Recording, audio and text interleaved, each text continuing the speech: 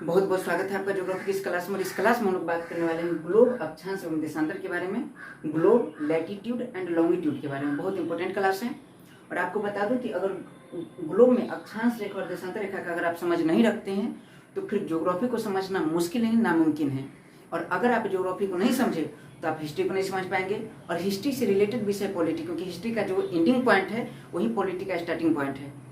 तो आप पॉलिटी को नहीं समझ पाएंगे। और पॉलिटी के बिल्कुल पैरेलल चलने वाले विषय इकोनॉमी, तो आप फिर इकोनॉमी को नहीं समझ पाएंगे।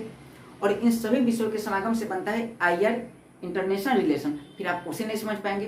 और एक अति महत्वपूर्ण बात, जो इन्वायरमेंट इकोलॉजी जो विषय वो पूर्णतः डिपेंड है ज्योग्राफी पे और साइंस पे।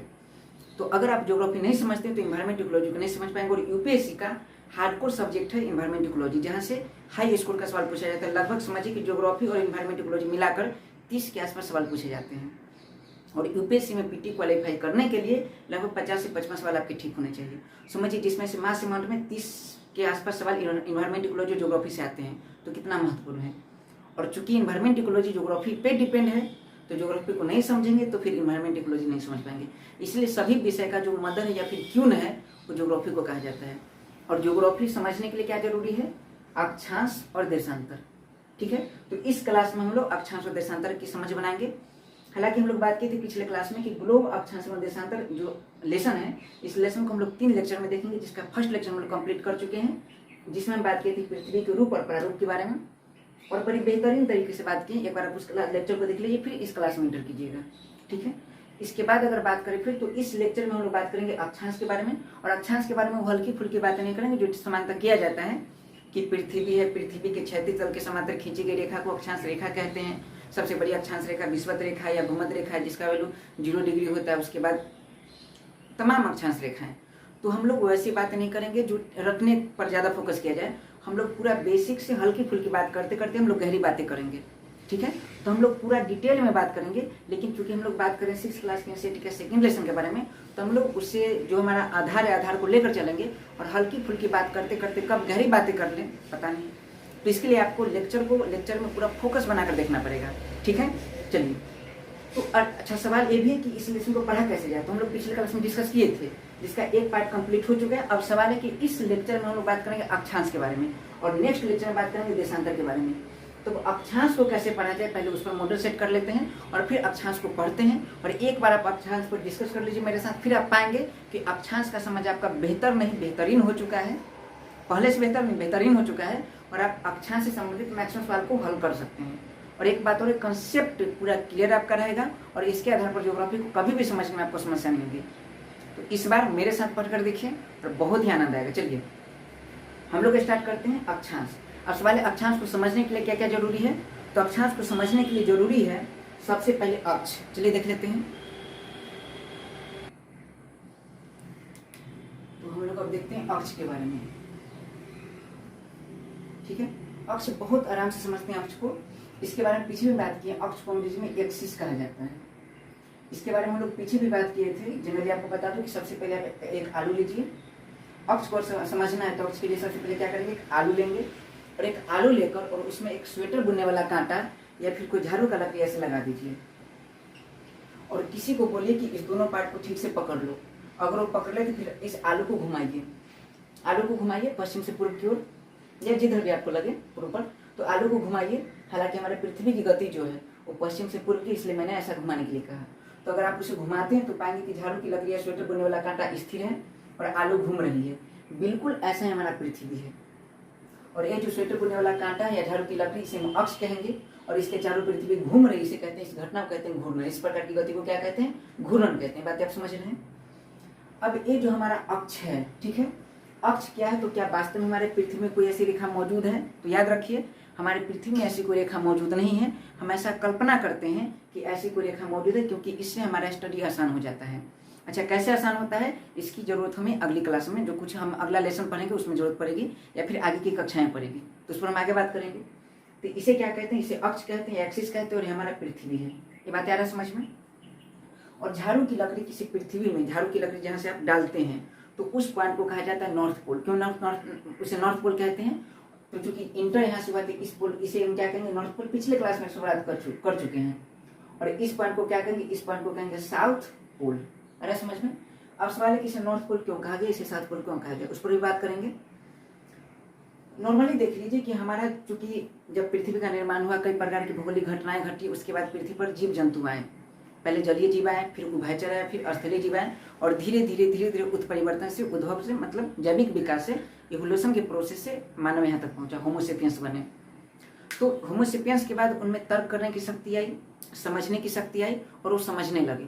उसके बाद उन्होंने ऐसा तरह तरह की चीज़ों पर गौर करने के बाद वो पाया कि जो सूर्य है, तो सूर्य, चूंकि हम लोग समझ चुके कि सूर्य ऐसा वास्तव में होता नहीं है कि सूर्य का उगना या सूर्य का डूबना यह कोई प्रक्रिया है नहीं, लेकिन फिर भी ये चीज़ें यूनिवर्सल ट्रूथ है, चल रहा है कब से।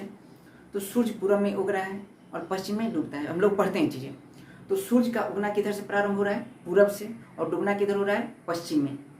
तो समझिए, चूंकि याद रखिए कि सूर्य हम लोग बनाते भी हैं, मतलब ट्रांसलेशन बचपन बनाते थे कि सूर्य पूरब में उगता है, सूर्य पश्चिम में डूबता है, पढ़ते थे सब।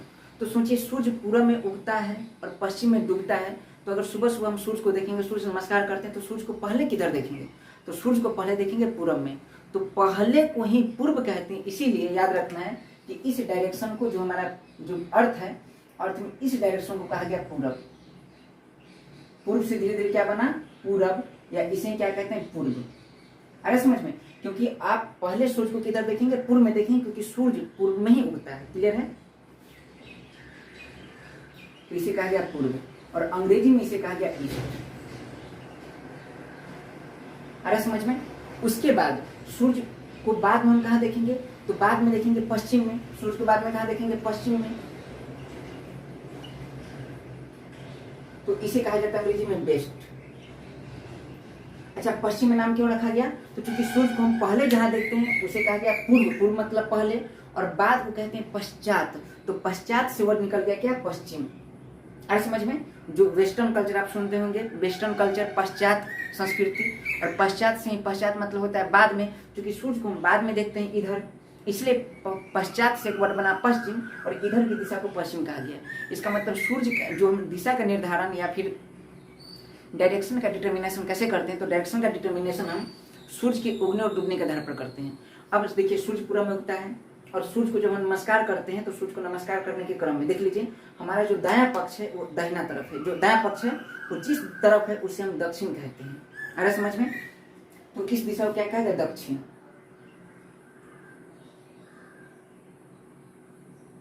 और ऐसा कहा भी जाता है कि प्राचीन काल में जो पृथ्वी के दक्षिण हिस्से पर राजा दक्ष का, जो धर्मशास्त्र में ऐसा है कि राजा दक्ष जो शंकर जी के ससुर थे, तो उनका पूरा कंट्रोल था, इसलिए पूरे हिस्से को दक्षिण कहा गया। ठीक है, तो ऐसे याद रखना है, इसे दक्षिण कहा गया।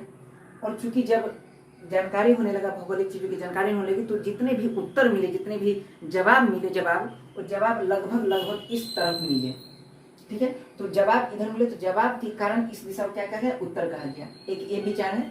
एक दूसरा विचार ये भी है कि चूंकि जब समझिए इस बात को, अगर देखें तो ये वाला अक्ष आप देख पा रहे हैं, और इधर के रहने वाले जितने लोग हैं, जैसे दक्षिण गोलार्ध के लोगों से अगर मिला जाए, उनसे पूछेगा कि क्या आपने कभी ध्रुव तारा देखा, और पिछले क्लास में डिस्कस भी किए हैं कि दक्षिण गोलार्ध से ध्रुव तारा को नहीं देखा जा सकता है। समझिए, तो जब दक्षिणी गोलार्ध से ध्रुव तारा को नहीं देखा जा सकता है, तो उन लोगों को लगा कि हम नीचे रहते हैं। समझिए, हम कहाँ रहते हैं, नीचे रहते हैं, और इधर के लोग चूंकि ध्रुव तारा को देख लेते हैं, तो ध्रुव तारा के करीब वाले लोग हैं, तो ये ऊंचे पर रहते हैं, और ऊंचे को ही उच्चतर कहा जाता है। उच्चतर से ही धीरे धीरे वर्ड बना उत्तर। तो इस डायरेक्शन को क्या कहते हैं, उत्तर डायरेक्शन कहते हैं। और उत्तर को क्या कहा गया, नॉर्थ, चूंकि एक प्रकार का बिंदु है, इसलिए इसे कहा गया पोल, नॉर्थ पोल। और इसे क्या कहा गया, दक्षिण मतलब साउथ पोल।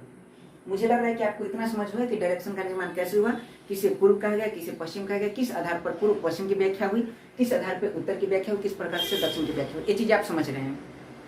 ठीक है, इतना बात हो गया क्लियर। अब पश्चिम और पूर्व की अगर बात करें, तो पश्चिम पूर्व की हम बात करते हैं।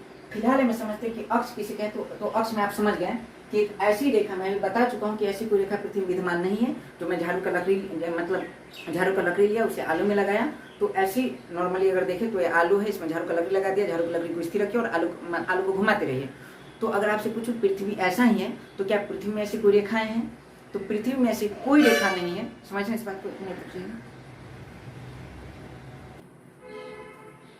चलिए अब देखिए, एक पृथ्वी है, पृथ्वी में ऐसी कोई रेखा मौजूद है नहीं। देखिए, ये हमारा पृथ्वी का अक्ष है, और यहाँ से एज्यूम किया जाता है कि कोई अक्ष जा रही है और पृथ्वी उस अक्ष के चारों ओर घूम रही है। इसे कहा गया नॉर्थ पोल, इसे कहा गया साउथ पोल। अब इस अक्ष की सीधा अगर सीधा बिल्कुल देखा जाए तो आपको मिलेगा ध्रुव तारा। इसका मतलब समझिए कि अगर ये हमारा अक्ष है और अक्ष के बिल्कुल अगर सीध में देखा जाए, सीध में देखा जाए, सीध में देखा जाए तो क्या मिलेगा? हमारा ध्रुव तारा। ठीक है, पृथ्वी घूम रही है और ये ध्रुव तारा इसलिए हमेशा स्थिर दिखाई देता है। जैसे आप एक छाता ले लीजिए, ठीक है, और छाता को अगर आप लेते हैं तो नॉर्मली देख लीजिए, मान लीजिए हमारा कोई छाता है,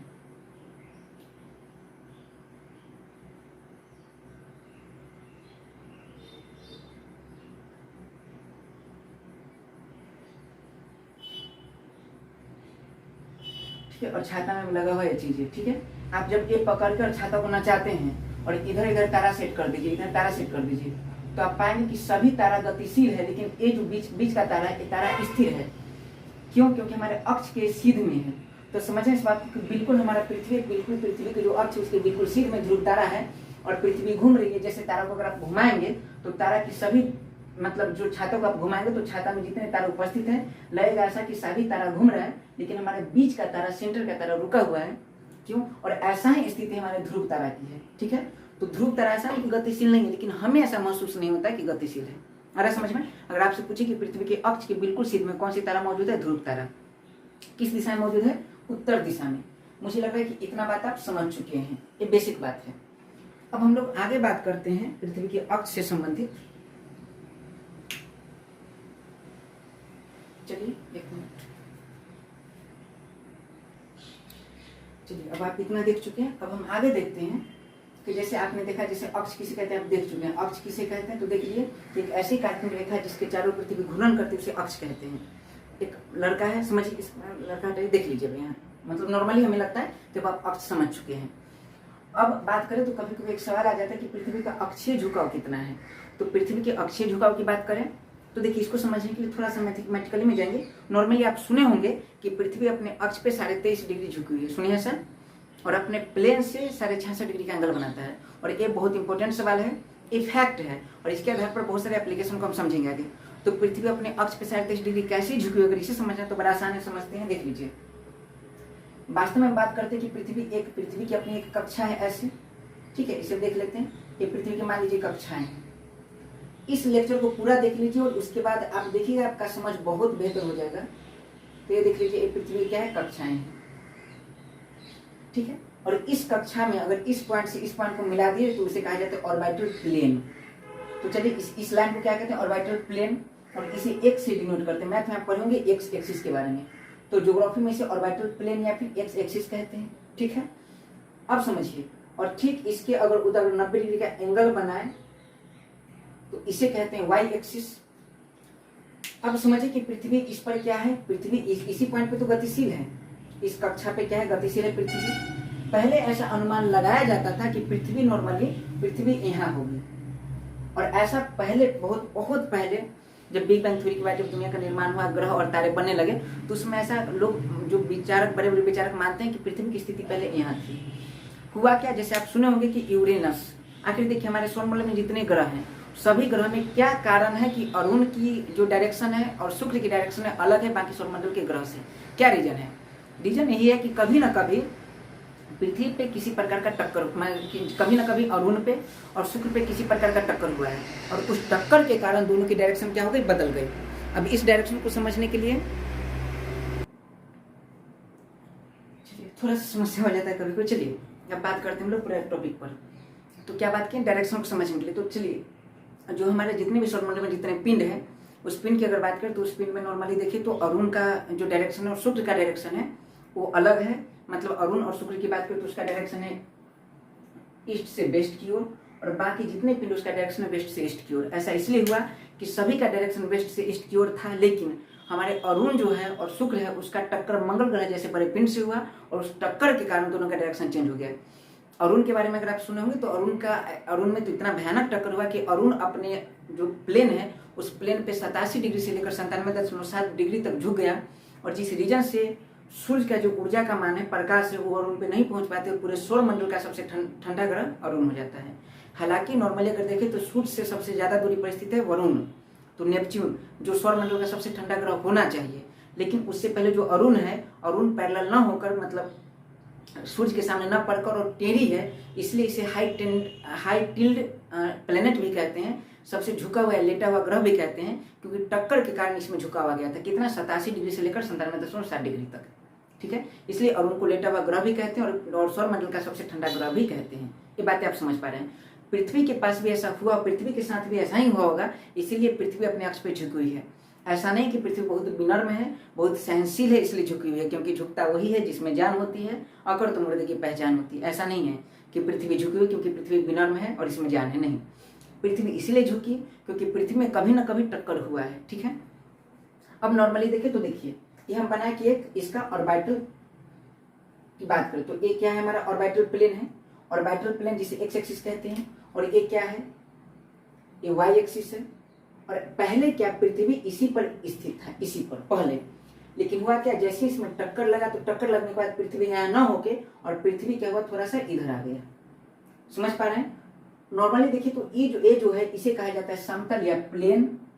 समझना ध्यान से, चीज आपको पूरा समझ में आ जाएगा। और ये जो भाग है इसे कहते हैं अक्ष, सेलेस्टियल बॉडी का अक्ष, जितने खगोलीय पिंड है उसका अक्ष। तो ये हमारा वास्तविक अक्ष है। और पृथ्वी में बात करते हैं तो पृथ्वी के पास हर ग्रह का अपना अक्ष होता है। तो अगर पृथ्वी के अक्ष की बात करें तो पृथ्वी का अक्ष है और ये सेलेस्टियल बॉडी का अक्ष है। तो पृथ्वी पहले यहाँ था और पृथ्वी में जैसे ही टक्कर लगी तो पृथ्वी में टक्कर के बाद कई बार लोग रास्ता बदल देते हैं। तो ये क्या हुआ, टक्कर, और टक्कर जैसे हुआ तो टक्कर के बाद क्या हुआ, रास्ता बदल दिए। तो उसके बाद ये पृथ्वी आ गया। अब समझिए पूरा अगर एंगल की बात करें तो आप जानते हैं एक्स एक्सिस से वाई एक्सिस के बीच जो एंगल बनता है कितना, 90 डिग्री। तो 90 डिग्री का पूरा एंगल था। और 90 डिग्री का अगर पृथ्वी इस पे होता, अगर आपसे पूछे पृथ्वी इस पे होता तो पृथ्वी का अक्ष के साथ कितना झुकाव है, तो अक्ष तो यही है और पृथ्वी उसी पर है, तो झुकाव बिल्कुल नहीं है। और दोनों के बीच कितना डिग्री का कोण बना, तो 0 डिग्री का, क्योंकि अगर मान लीजिए कोई ऐसे एक्सिस है और उसी पर कोई पिंड मौजूद है तो दोनों के बीच 0 डिग्री का एंगल बन रहा है। ठीक है, जैसे ये देख लीजिए, अगर ए है और इसी पर किसी को, मतलब नॉर्मली ए है और इसी पर किसी को चढ़ा दिए तो दोनों के बीच कितना डिग्री का एंगल बना है, 0 डिग्री का। लेकिन जैसे जैसे एंगल का मतलब क्या, कोना, कोण का मतलब कोना बनना चाहिए। देखिए कोना बन रहा है, नहीं बन रहा है, तो 0 डिग्री का एंगल। जैसे जैसे इसे ऐसे उठाएंगे तो देखिए एंगल बढ़ रहा है, 1 degree, 2 degree, 3 degree, 4 degree, 5 degree, 6 degree, ऐसे करते करते जिस समय सीधा हो जाएगा कितना हो जाएगा, 90 डिग्री का एंगल। तो ऐसे देख लीजिए, ऐसा मानिए कि ये जो था कभी ना कभी इस पे गिरा हुआ था, तो जिसमें गिरा हुआ होगा दोनों के बीच 0 डिग्री का एंगल। जैसे जैसे उठा कितना हो गया, 90 डिग्री का एंगल। तो अगर पृथ्वी इस पर होता, अब पृथ्वी इस पे अगर होता तो पृथ्वी का एक्सिस भी तो इसी पे होता, तो दोनों के बीच कितना डिग्री का एंगल, 0 डिग्री का एंगल। अब पृथ्वी में लगी टक्कर लगने के बाद पृथ्वी ऐसे हो गई, तो देख लीजिए जब इस दोनों के बीच एंगल देखा गया तो इस दोनों के बीच एंगल है 23.5 डिग्री का, यानी ये है अक्ष और अक्ष से पृथ्वी का झुकाव कितना हो गया, 23.5 डिग्री झुकाव हो गया। तो समतल से कितना हटी हुई पृथ्वी है, तो पूरा अगर एंगल की बात करें तो पूरा 90 डिग्री का एंगल था, ये 23.5 डिग्री का एंगल है, तो ये कितना झुकाव हो जाएगा, तो 90 में से 23.5 हटा देंगे तो कितना बच जाएगा, 66.5 डिग्री। तो एग्जाम में ये भी सवाल आता है कि समतल से पृथ्वी कितने डिग्री का एंगल बनाती है, 66 डिग्री का एंगल बनाती है। और एक्सिस से पृथ्वी कितना डिग्री का एंगल बनाते हैं, मतलब एक्सिस से पृथ्वी कितना झुकी हुई है, तो 23.5 डिग्री का। ठीक है, इसे हम अलग रूप में भी अगले लेसन में समझेंगे। आपको फिलहाल याद रखना है कि प्लेन से पृथ्वी 66 डिग्री का एंगल बनाती है और पृथ्वी का झुकाव अपने अक्ष पे कितना है, 23.5 डिग्री का। इतना बात मुझे लग रहा है आप समझ चुके हैं। ठीक है, अब इसके आधार पर अब हम समझेंगे, जैसे अक्ष हम समझ चुके हैं और पृथ्वी का अक्षीय झुकाव कितना है, 23.5 डिग्री, इस बात को हम समझ चुके हैं। अब मेन क्लास अब स्टार्ट होता है, चूंकि देखिए गाड़ी स्टार्ट करने में एनर्जी लगता है, उसके बाद गाड़ी जब स्टार्ट हो गया फिर बैठ के गाड़ी का आनंद लेते रहिए, गाड़ी का भी और यात्रा का भी। तो अभी हम लोग गाड़ी स्टार्ट कर रहे हैं और अब हम इस लेक्चर का आनंद लेंगे। चीजें समझ पा रहे हैं, चलिए हम आगे देखते हैं।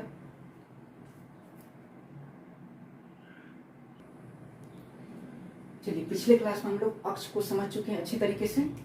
अब चलिए थोड़ा सा एक टॉपिक और हम समझते हैं कोण के बारे में। ठीक है, और कोण के बारे में समझते हैं, कोण के बारे में थोड़ा सा समझते हैं। एक कोई प्लेन है, इस पर मान लीजिए एंगल बन रहा है, कोई अगर परपेंडिकुलर है तो कितना डिग्री का एंगल बन रहा होगा, 90 डिग्री का। इसे समझना बहुत जरूरी है। ठीक है, और 90 डिग्री का इधर नहीं, इधर भी एंगल बन रहा होगा 90 डिग्री का, इसलिए दोनों को कहा जाता है, आप पढ़ोगे रैखिक युग्म कोण पढ़ोगे, और दोनों का योग कितना होता है, 180 डिग्री। ठीक है, चलिए ये 90 डिग्री का एंगल बना रहे हैं। अब देखिए अभी फिलहाल में देखते हैं इसे, या फिर आप एक पार्ट में देख लीजिए तो भी चीजें आपको समझ में आ जाएगी। चलिए एक ही पार्ट पर समझिए तो भी आपको चीजें समझ में आ जाएगी। देखिए ये वाला क्या है, एक एक्सिस है और ये वाला एक एक्सिस है। देखिए अगर मान लीजिए ऐसे है और इस पर एक खड़ा है, तो अगर पूछूं दोनों के बीच कितना डिग्री एंगल बना, एनर्जी होना चाहिए, तो एनर्जी से समझ में आएगा। और अब इस लेक्चर में हम लोग इन कर रहे हैं, ठीक है। चलिए, तो ये कितना है, ये जो भी है, तो अभी कितना डिग्री का एंगल बन रहा है, 90 डिग्री का एंगल बन रहा है। जैसे जैसे जैसे जैसे देखिए, अगर इस पर इसको गिराने लगे, मतलब कोना हम खत्म करें, अभी देखिए ज्यादा बड़ा कोना है, कोना इसी को तो कहते हैं, और इस पर एक दीवार पे अगर दीवार गिर जाए, जैसे अगर मान लीजिए यहाँ अगर दीवार है, इसके ऊपर छत है, तो है कोना होगा, ये दीवार और नीचे भी कोना होगा, ये दीवार अगर गिर जाए मतलब कोना खत्म कर देंगे। और कोना खत्म करना, कोना को ही कोण कहते हैं, उसी को एंगल कहते हैं। देख लीजिए बहुत बड़ा कोना है, जैसे जैसे हम इसे गिराएंगे उसका मतलब कोना को खत्म करें, एंगल को कम करें कम करें कम करें कम करें, जिस समय पूरी तरह गिर जाएगी, मतलब देखिए 90 से 80, 70, 60, 50, 40, 30, 20, 10, 9, 8, 7, 6, 5, 4, 3, 2, 1, 0। यानी अगर इस रेखा पर, इस रेखा को अगर सुला दे मतलब 0 डिग्री का एंगल, मतलब दोनों रेखा की दिशा एक ही तरफ हो, मतलब 0 डिग्री का एंगल बनेगा। और जैसे जैसे इसे हम ऊपर की तरफ उठाएंगे उससे एंगल बढ़ा, 0 से 1, 2, 3, 4, 5, 6, 10, 20, 30, 40, 50, 60, 70, 80, 90। आ रहा है समझ में? ऐसे ही रेखा अगर आपसे पूछूं कि दोनों के बीच कितना डिग्री का अंतर है, तो 90 डिग्री का अंतर है। अगर इस लाइन को मैं यहाँ ले आता तो पूछता कितने डिग्री का एंगल है, तो मान लीजिए 80 है, तो 80 डिग्री का अंतर, तो यही एंगल है। अच्छा, 90 के बाद अगर इधर बढ़ाए तो कितना होगा, 100, 120, 130, 140, 150, 160, 170, और पूरा जब सीधा हो जाएगा तो कितना, 180। आप जानते भी हो कि चांद पे 180 डिग्री का एंगल बनता है। फिर आगे जाएंगे तो 270, फिर आगे जाएंगे तो पता है कि 360 पूरा बन जाएगा। तो एक मामला है, तो इसको आप समझ चुके हैं और इसी के माध्यम से हम लोग अक्षांश को समझते हैं, ठीक है। चलिए, अब हम लोग जितना बेसिक अभी तक समझे हैं उसी के दम पर इस लेक्चर को कंप्लीट करते हैं, और अब देखिए अक्षांश का समझ कितना बेहतर हो जाता है, ठीक है। चलिए, अब हमारा टॉपिक है अक्षांश, ठीक। और इसके बाद हम टॉपिक देखेंगे अक्षांश रेखा, और ये भी देखेंगे साथ में अक्षांश रेखा में कि आखिर अक्षांश रेखा की आवश्यकता क्यों पड़ी, इसको हम देखने का प्रयास करेंगे। चलिए, अब अक्षांश को समझते हैं। ये वास्तव में एक पॉइंट है। अक्षांश को अगर पूछे कोई क्या है, तो एक प्रकार का पॉइंट है, और कोई पूछे या ना पूछे आपको जाना जरूरी है, और इसे समझते हैं। देखिए, ये हमारा पृथ्वी है, और थोड़ी दूर के लिए आप समझ लीजिए, थोड़ी देर के लिए, कि अक्ष तिरछा नहीं, अक्ष ऐसे है, ठीक है।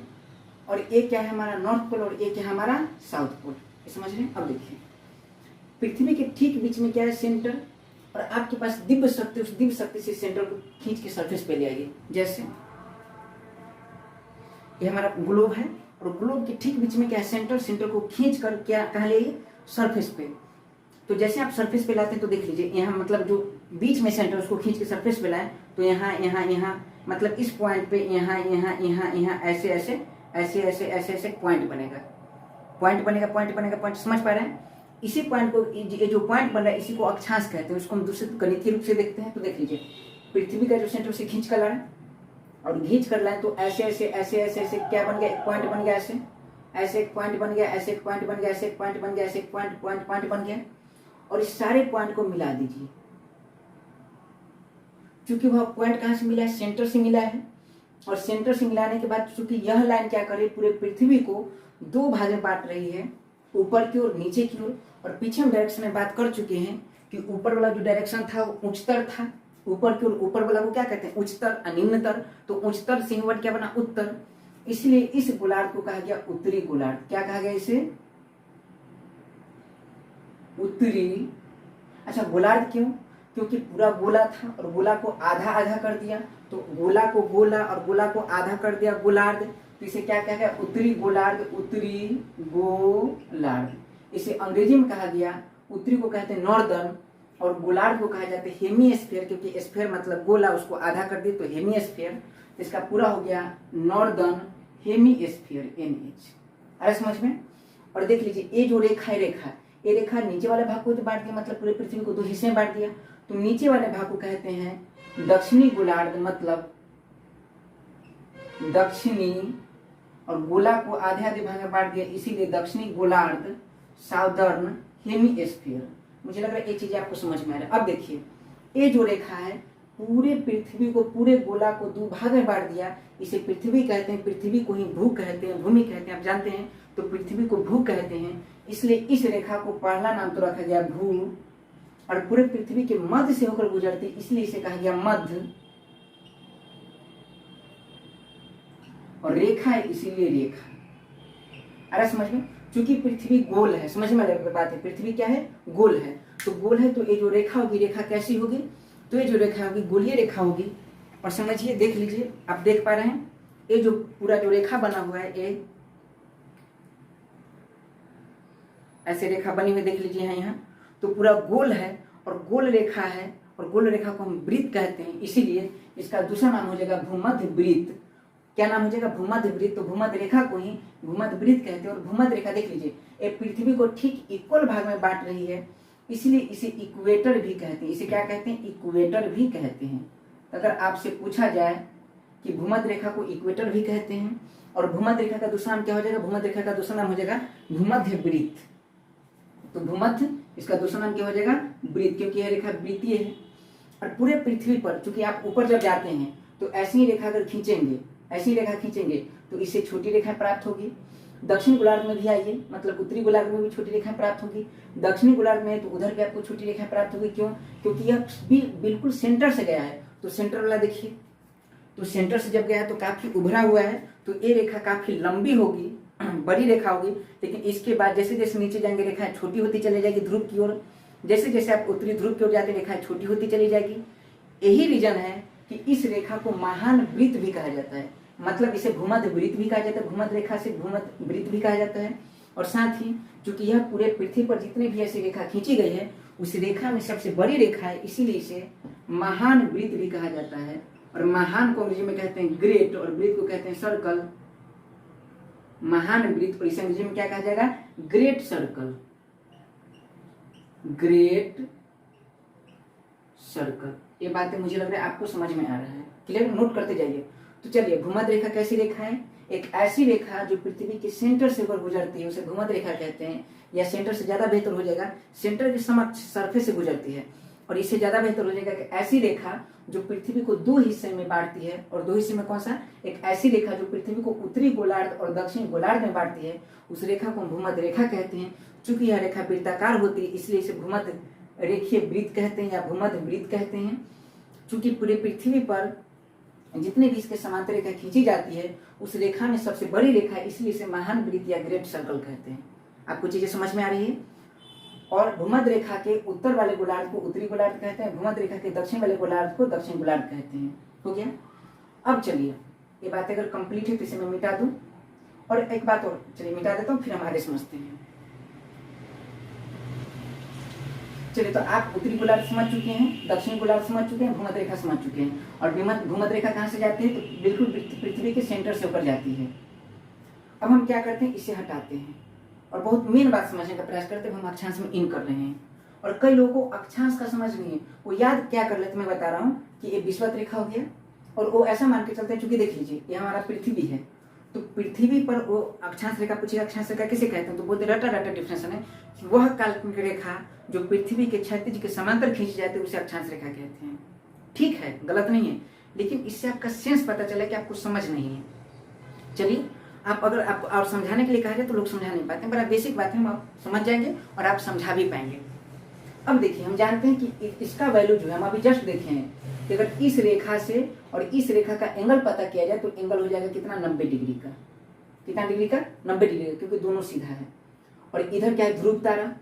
और यहाँ का वैल्यू कितना है? तो हम जानते हैं इसका वैल्यू 90 डिग्री, एंगल भी बना 90 डिग्री। यहाँ इसका वैल्यू 90 डिग्री का क्या मतलब? इसका मतलब है साफ साफ कि ये जो है हमारा, और यहाँ से कितना उठा हुआ है? तो 90 डिग्री उठा हुआ है। अच्छा, इसे क्या कहते हैं? इसे हम जस्ट अभी पढ़े भूमध्य रेखा।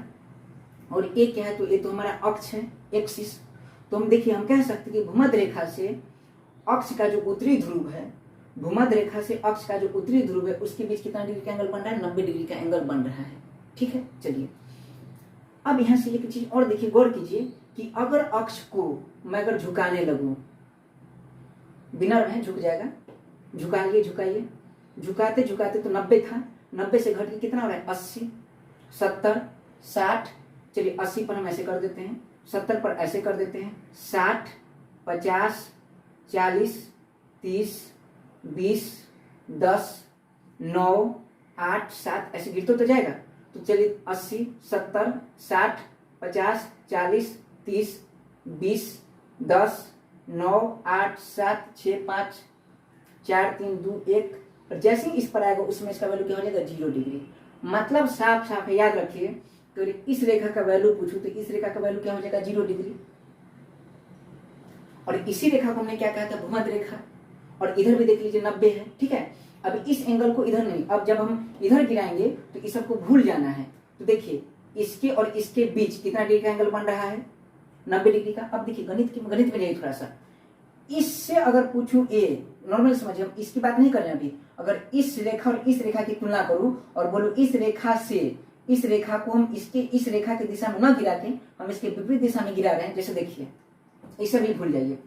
और ये जो रेखा है इसका नाम हम रखते हैं एक्स, इसका नाम रखते हैं हम वाई, ठीक है।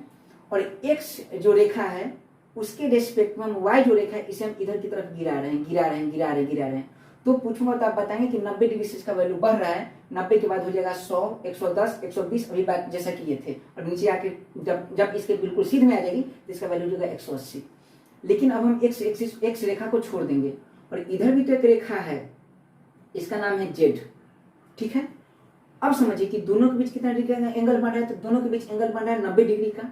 जब हम ये जो वाई रेखा है इसे हम जेड की ओर जब गिराएंगे तो इस दोनों के बीच 90 डिग्री का एंगल बन रहा है और इसी की ओर गिराएंगे, इसका और इसका रेस्पेक्ट में तुलना करना है। तो जब गिराएंगे तो एंगल का मान क्या होगा, फिर घटेगा। और 90 है, 90 से क्या हो जाएगा 80। जैसे इधर हुआ था बिल्कुल ऐसे होगा। क्यों हो रहा है समझ आ रहा है, क्योंकि हम इसका तुलना कर रहे हैं। अगर रेखा के विपरीत दिशा में गिराएंगे, जैसे यहाँ देखिए, कई लोगों को यहाँ मतलब हो सकता है डिस्टर्बेंस थोड़ा सा। तो देखिए ये रेखा है, इस रेखा के अगर तरफ गिराएंगे तो एंगल का मान कमेगा, इस रेखा के अगर दूसरे साइड गिराएंगे तो एंगल का मान बढ़ेगा, ठीक है। तो चलिए इस रेखा के तरफ, इस रेखा के जेड रेखा के तरफ हम वाई को गिरा रहे हैं तो एंगल का मान घटेगा। मतलब अगर यहाँ 90 है तो उसके बाद 80, 70, 60, 50, 40, 30, 20, 10, 9, 8, 7, 6, 5, 4, 3, 2, 1, 0। यानी यहाँ पर की वैल्यू क्या हो जाएगा, मतलब 0। मतलब हम साफ साफ कह सकते कि पूरा इस कंप्लीट लाइन का वैल्यू क्या है 0 डिग्री। और याद रखना अगर आपसे पूछे कि भूमध्य रेखा का मान कितना होता है 0 डिग्री। भूमध्य रेखा का मान 0 डिग्री क्यों है, अब समझ में आया। भूमध्य रेखा का मान कितना है 0 डिग्री। ये बातें कंप्लीट हो रहा है। चलिए समझिए 0 डिग्री उसका वैल्यू बढ़ रहा है।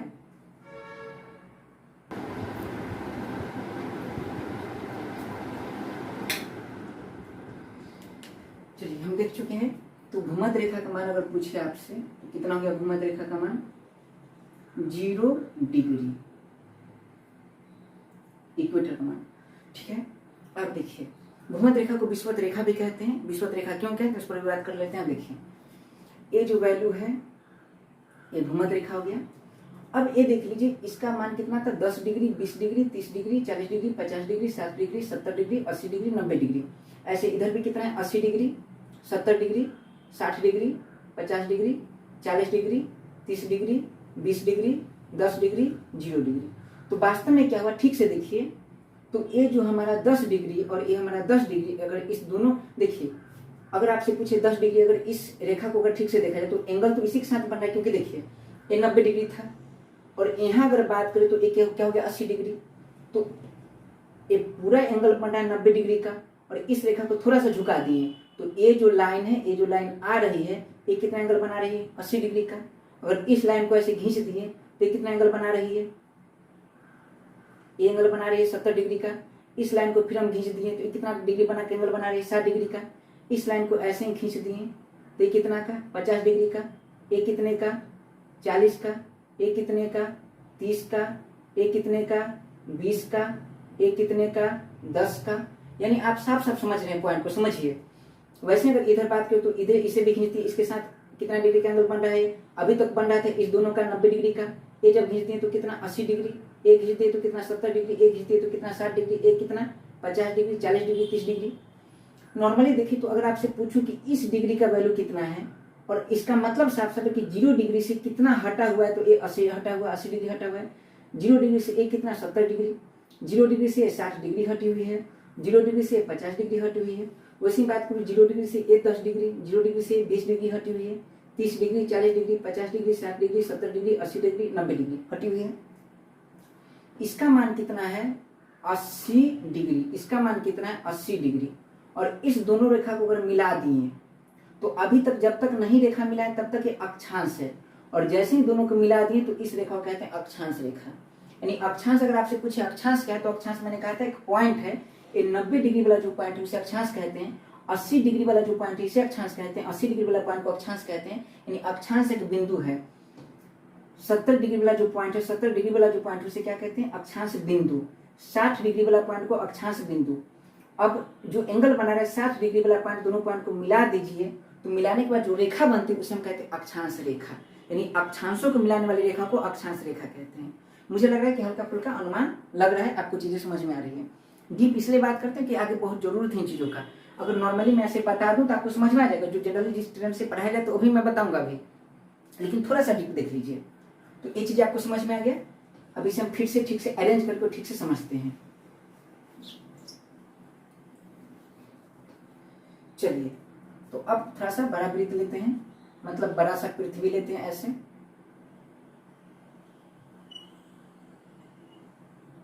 और अब समझते हैं कि पृथ्वी के सेंटर से बिल्कुल एक सबसे बड़ी रेखा जाती है जिसे क्या कहते हैं, भूमध्य रेखा, और इसका वैल्यू कितना हो गया 0 डिग्री, और इसके बिल्कुल यहां से जो था कितना 90 डिग्री। अगर 1 डिग्री का एंगल बनाए और 1 डिग्री का एंगल बनाए और दोनों को मिला दिए तो कितना हो जाएगा, एक जिसे 1 डिग्री का एंगल बनाए और 1 डिग्री का यहाँ एंगल बनाए, या फिर मान लीजिए 10 डिग्री है और एक कितना है 10 डिग्री है। एंगल किसके साथ बन रहा है, यहाँ एंगल बन रहा है। एंगल कहाँ बन रहा है, यहाँ बन रहा है। तो इसे क्या कहेंगे, देखिए ये विषुवत रेखा है, और विषुवत रेखा से पृथ्वी के सतह पर जो भी एंगल बने उसके बीच की कोणीय दूरी को ही अक्षांश कहा जाता है। तो अब जो हमारा अक्षांश है, अक्षांश को पूछे क्या है, तो एक प्रकार का कोणीय दूरी है, और इस पूरा अंतर को ये जो पॉइंट है तो अक्षांश को पॉइंट में शो किया जाता है, डिग्री में। तो याद रखना है कि अक्षांश क्या है, तो विषुवत रेखा से पृथ्वी के सतह पर के बीच का कोणीय दूरी को क्या कहते हैं, अक्षांश कहते हैं। विषुवत रेखा से इसको कहेंगे 10 डिग्री अक्षांश, और विषुवत रेखा से कोई भी हो सकता है, तो 90 डिग्री है यहाँ, तो ये भी कोणीय दूरी को क्या कहेंगे, अक्षांश कहेंगे। और ये भी अक्षांश है और ये भी अक्षांश है, और अक्षांश को अगर मिला दिया जाए तो इसे क्या कहेंगे, अक्षांश रेखा कहते हैं।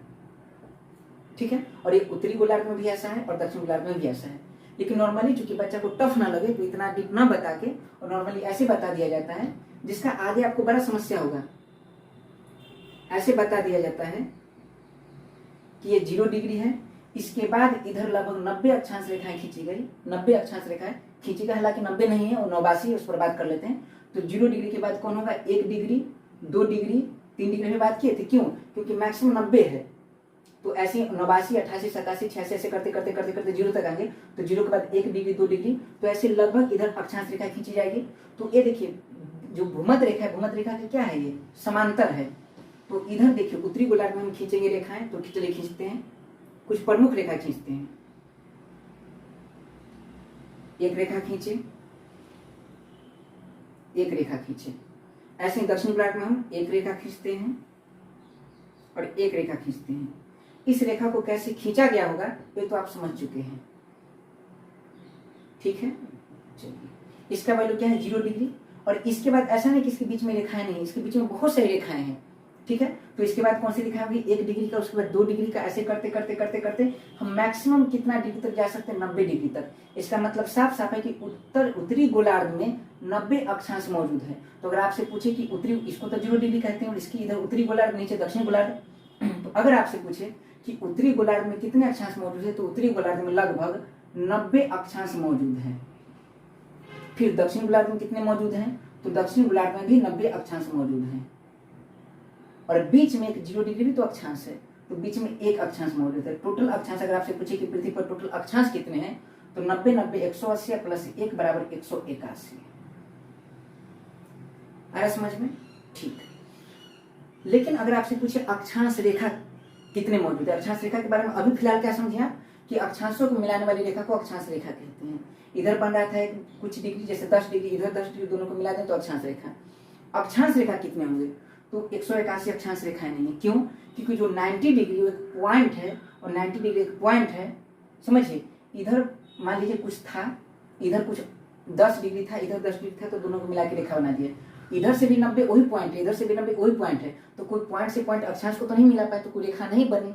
यही रीजन है कि जो 90 डिग्री है उसे ध्रुव कहते हैं, और यहाँ कोई रेखा नहीं है, तो एक इधर से गैप कर दीजिए, मतलब टोटल अक्षांश कितने 181, और 181 में से एक इधर से गैप कर दीजिए, एक इधर से गैप कर दीजिए, तो 181 में से 2 घटा दीजिए क्योंकि 2 अक्षांश हट जाएगा, तो बाकी बचे वही तो अक्षांश रेखा होगा। तो 181 से अगर 2 आप माइनस कर देते हैं तो टोटल कितना बचा 179, यही क्या है अक्षांश रेखा है। तो अभी के बाद अगर आपसे सवाल पूछे को कि अक्षांश कितने तो 181, अक्षांश रेखा कितने 179, 179 कंप्लीट है।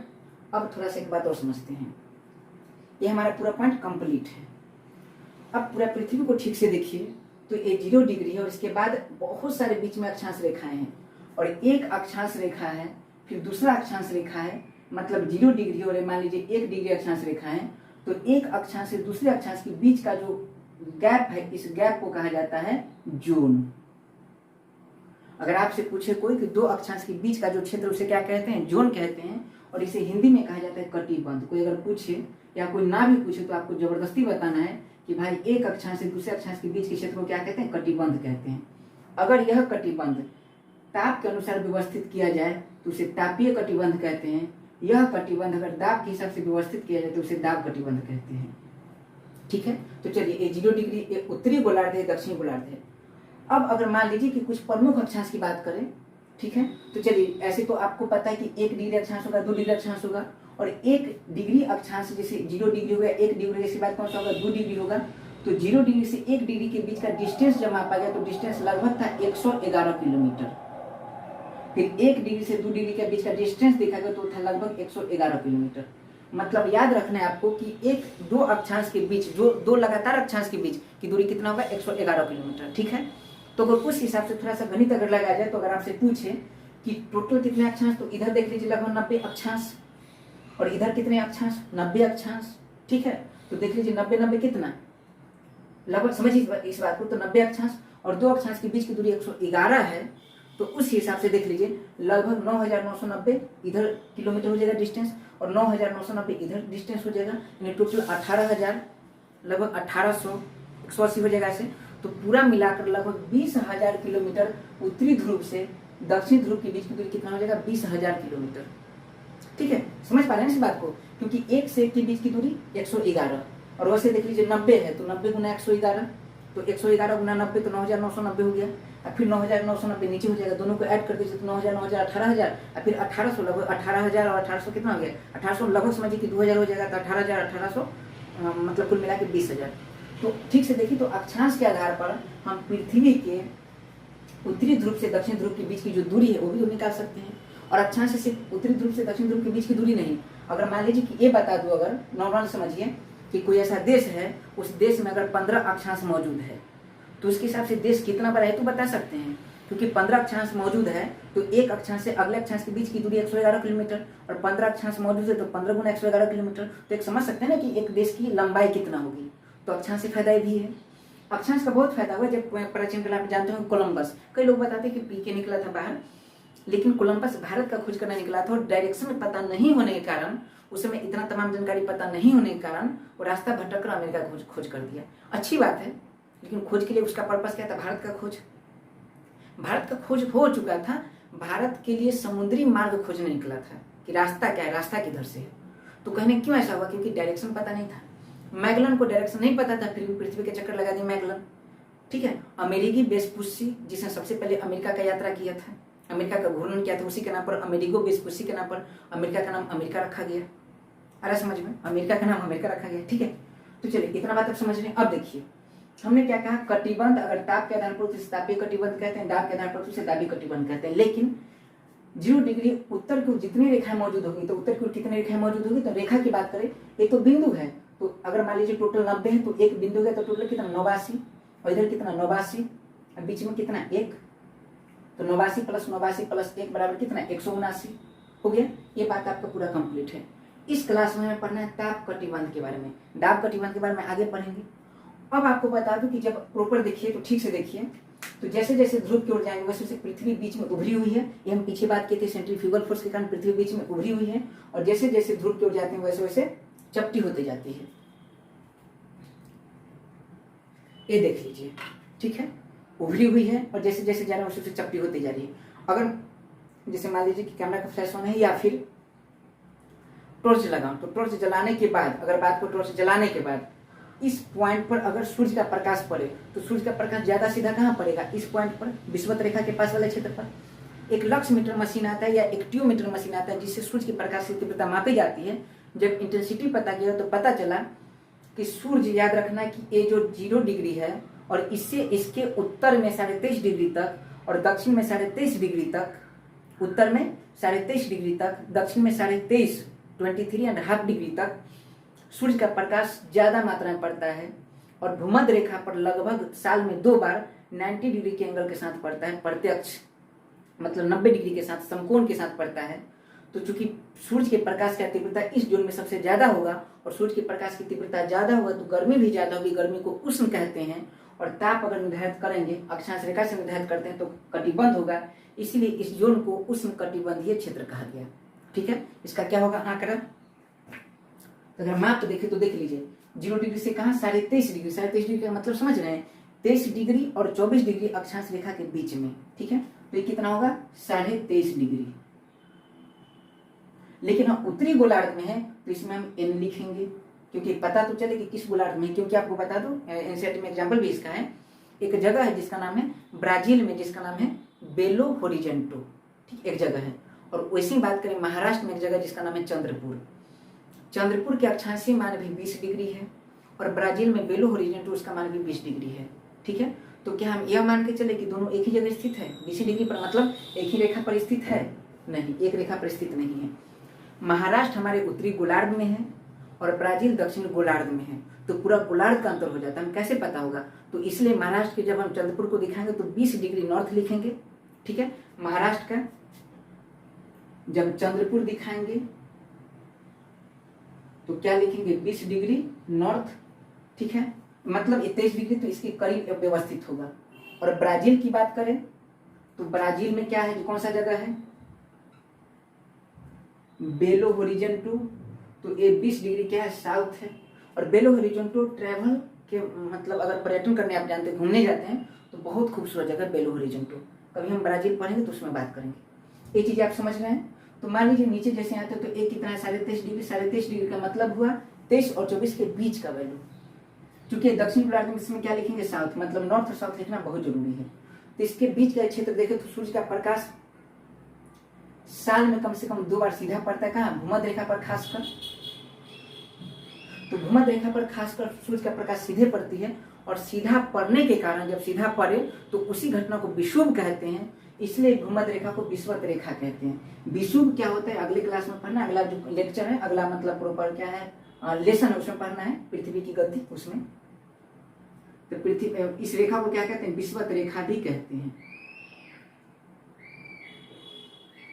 ठीक है, और ये जो पूरा इस रेखा को विषुवत रेखा कहते हैं कि सूर्य का प्रकाश वर्ष में इस पर 2 बार सीधे पड़ती है और सूर्य का प्रकाश जब जब इस पर सीधा पड़ेगा उसी घटना को हम विषुव कहेंगे, क्योंकि उस समय नॉर्मली आप ऐसा फील करते होंगे कि ऐसा नहीं है कि दिन 12 घंटे का रात 12 घंटे का होता है। हम लोग ऐसा अंडरस्टैंडिंग के लिए समझ के चलते हैं, लेकिन कभी कभी महसूस कीजिएगा दिन काफी लंबा और रातें छोटी, कभी दिन काफी छोटा रातें लंबी हो जाती है, छोटी छोटी रातें लंबी हो जाती है।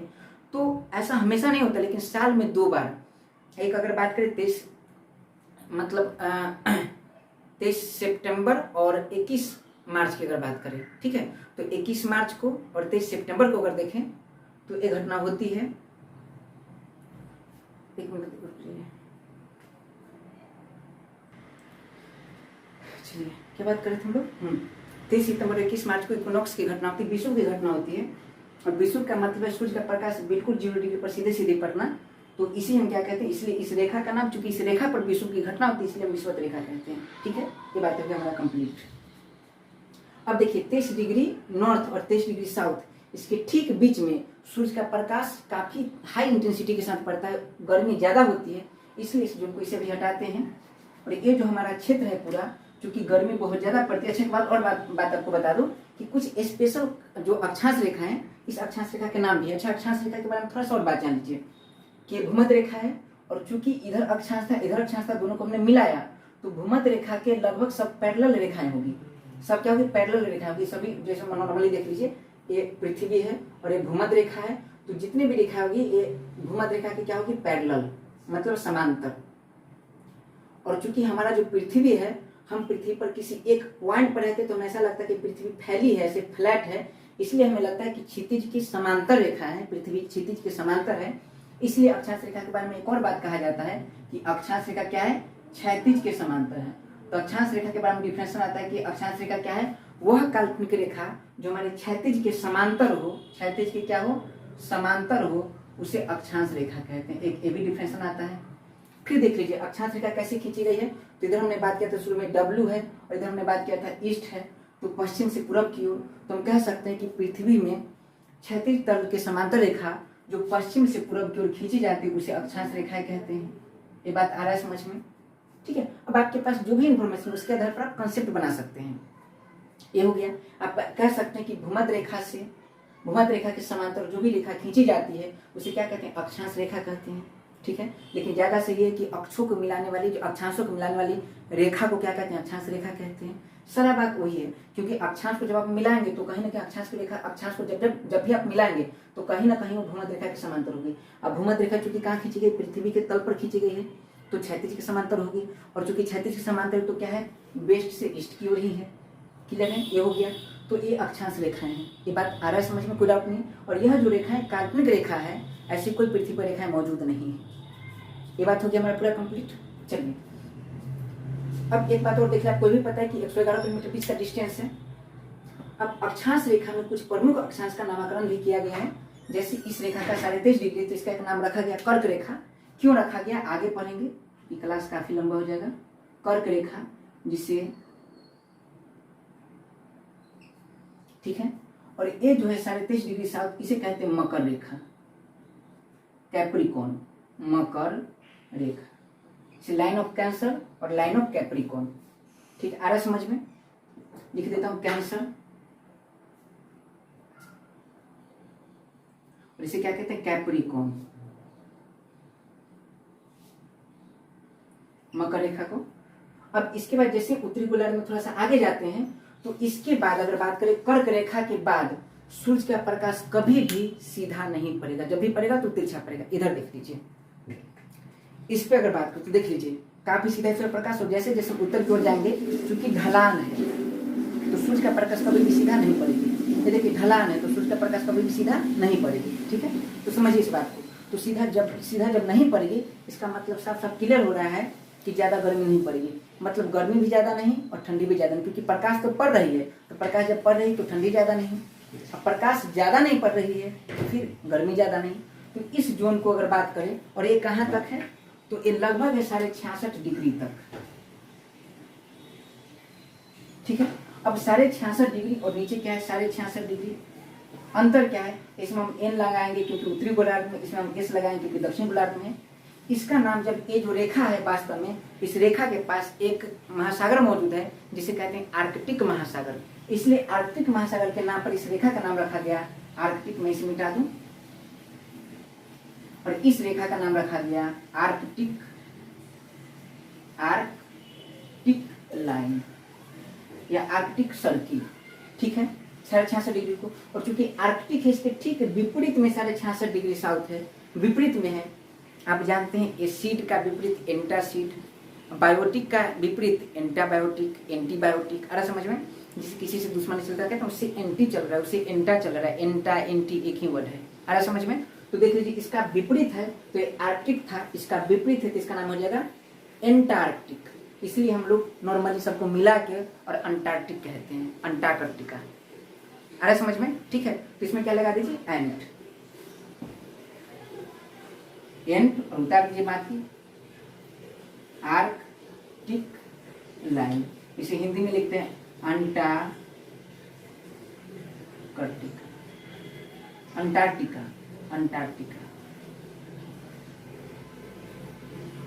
ठीक है, इसे क्या कहते हैं, आर्कटिक।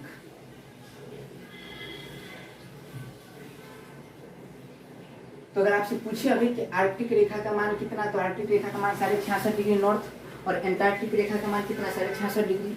अब ये 23.5 डिग्री मतलब कर्क रेखा से आर्कटिक रेखा के बीच अगर देखें तो सूर्य का प्रकाश प्रत्यक्ष नहीं पड़ता है, और प्रत्यक्ष नहीं पड़ने के कारण इसमें न ज्यादा गर्मी और न ज्यादा ठंडा, इसलिए इस जोन को, ये जो बीच का जोन है, इसके बीच का जो जोन है, इसके बीच का जोन है, इस जोन का एक अलग नाम दिया जाता है, इस जोन का एक नाम लिखा जाता है जिसे कहते हैं शीत और उष्ण दोनों है, जिसे कहा जाता है शीतोष्ण कटिबंध। क्या कहा जाता है? शीतोष्ण कटिबंध, शीतोष्ण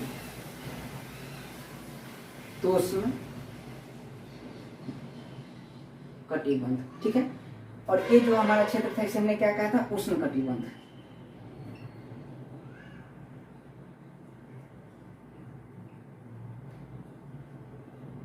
उष्ण कटिबंध क्योंकि सूर्य का प्रकाश सीधा पड़ता है। उष्ण कटिबंध को अंग्रेजी में कहा जाता है, देख लीजिए, ट्रॉपिकल जोन, क्योंकि कटिबंध को जोन। और ये जो क्या है? उष्ण कटिबंध, शीतोष्ण कटिबंध है, इसे कहा जाता है सब ट्रॉपिकल जोन।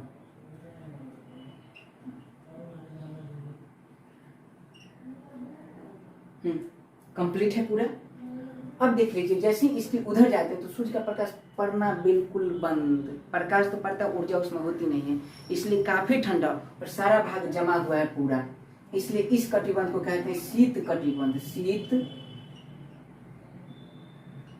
कटिबंध। और इधर भी देख लीजिए, अच्छा ये जो शीतोष्ण कटिबंध है तो 23.5 से 66.5 इधर भी तो हो जाएगा शीतोष्ण कटिबंध, यानी बीच के भाग को क्या कहेंगे? उष्ण कटिबंध, उसके बाद शीतोष्ण कटिबंध, शीतोष्ण कटिबंध। ठीक है। तो ये वाला भाग भी क्या हो जाएगा? शीतोष्ण, यानी सब ट्रॉपिकल जोन। लेकिन ये क्या है? उत्तरी गोलार्ध का सब ट्रॉपिकल जोन या दक्षिण गोलार्ध का सब ट्रॉपिकल जोन। और इसके बाद का भाग उसे क्या कहते हैं? शीत कटिबंध, शीत कटिबंध। चीजें आप समझ रहे होंगे ठीक से। तो ये क्या है? हमारा ताप कटिबंध है, ताप कटिबंध, और आगे पढ़ेंगे दाब कटिबंध। तो ये आप पूरी तरह मुझे लगता है कि समझ चुके हैं। फिर से एक बार देख लीजिए, बीच में जो 23.5 डिग्री साउथ, 23.5 डिग्री नॉर्थ, मतलब कर्क रेखा से मकर रेखा के बीच का क्षेत्र है, उसे उष्ण कटिबंध। और जैसे आगे जाएंगे तो उष्ण के साथ शीत भी लगेगा, इसलिए शीतोष्ण कटिबंध। जैसे आगे जाएंगे तो उष्ण के साथ शीत, क्योंकि ऊपर जैसी प्रक्रिया नीचे भी वैसी प्रक्रिया, क्योंकि ऊपर देख लीजिए पृथ्वी को, ऊपर का बनावट नीचे का बनावट सेम है, तो जैसे नीचे जाएंगे तो शीतोष्ण कटिबंध, इसके बाद शीत कटिबंध, इसके बाद शीत कटिबंध। आर्कटिक रेखा को अगर देखें तो आर्कटिक रेखा को उत्तरी ध्रुव का वृत्त भी कहते हैं, क्योंकि उत्तरी ध्रुव ये है और उसके बाद का सबसे बेहतर वृत्त यही है जहां तक सूर्य का प्रकाश पड़ पाता है कम ही मात्रा में, इसलिए इसे उत्तरी ध्रुव का वृत्त भी कहते हैं। तो उत्तरी ध्रुवीय वृत्त कह दीजिए। और वैसे ही जो अंटार्कटिका है इसे दक्षिणी ध्रुव का वृत्त कहते हैं, दक्षिणी ध्रुव का वृत्त कहते हैं। ठीक है। हमारा ये जो पूरा कॉन्सेप्ट था, इस कॉन्सेप्ट को हम लोग पूरी तरह से समझ चुके हैं। ठीक है। और आपको बता दूं एक बात और, कई से बातें हैं, अक्षांश देशांश से बहुत कुछ समझेंगे। इसमें प्रमुख ऐसे अक्षांश रेखाएं थी, और आपको बता दूं कि ऐसे में फिर बता दूं कि 0 डिग्री के बाद 1 डिग्री 2 डिग्री 3 डिग्री करके ऐसे 90 डिग्री तक रेखाएं मौजूद होगी। मतलब मान लीजिए कि पूरा पृथ्वी है, ये भूमध्य रेखा 0 डिग्री, तो इसके बाद 1 डिग्री 2 मतलब 1 degree 2 degree 3 degree 4 degree 5 degree 6 degree 7 degree 8 degree 9 ऐसे करके 90 डिग्री तक जाएगा ऊपर की ओर। नीचे भी 1 डिग्री 2 डिग्री ऐसे करके 90 डिग्री तक जाएगा नीचे की ओर।